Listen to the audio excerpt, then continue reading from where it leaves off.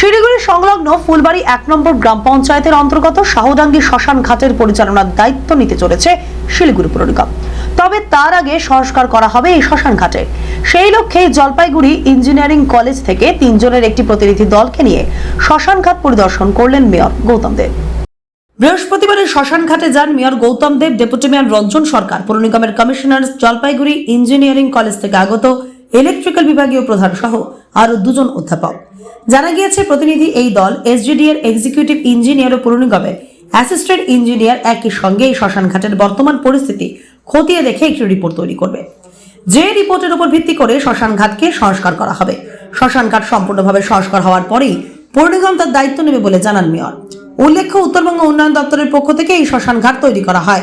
ফুলবাড়ি 1 নম্বর গ্রাম পঞ্চায়েতের অন্তর্গত হওয়ায় গ্রাম পঞ্চায়েত সার্টিফিকেট দেয়। তবে এই শ্মশান ঘাটের রক্ষণাবেক্ষণের দায়িত্বে রয়েছে শিলিগুড়ি জলপাইগুড়ি উন্নয়ন কর্তৃপক্ষ। কিন্তু পরবর্তীতে এই শ্মশান পরিচালনার ক্ষেত্রে নানা সমস্যা দেখা যায়। বিদ্যুতের মাত্রাতিরিক্ত বিলের কারণে কার্যত বন্ধ হয়ে যায় এই শ্মশান ঘাট। পরে এই শ্মশান ঘাট চালু হলেও এসডিডি এর পক্ষ থেকে এর দায়িত্ব নেওয়ার জন্য পৌর নিগমকে আবেদন করা হয়। কুড়ি এদিককার লোকেরাও ওখানে অনেক ভিড় হয়ে যায়, এখানেও এরা এটা ব্যবহার করতে পারে।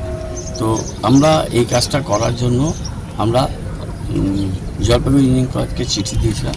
আমি নিজে ওদের প্রিন্সিপাল, এইচওডি ইলেকট্রিক্যাল এবং মেকানিক্যাল তাদের সাথে কথা বলেছি। আমরা অত্যন্ত কৃতজ্ঞ যে তাদের 3 জন এসছেন, এইচওডি ইলেকট্রিক্যাল, মেকানিক্যালের সিনিয়র প্রফেসর এবং আরও একজন তাদের ফ্যাকাল্টি।